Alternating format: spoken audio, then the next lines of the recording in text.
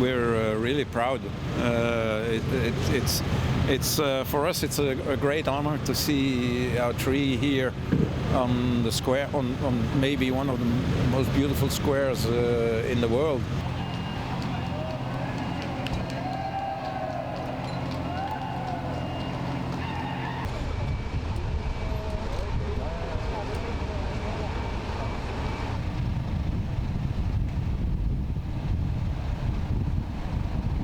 After almost 2 difficult years, I think it's a good thing that there are some things that are more normal in life are taking place again.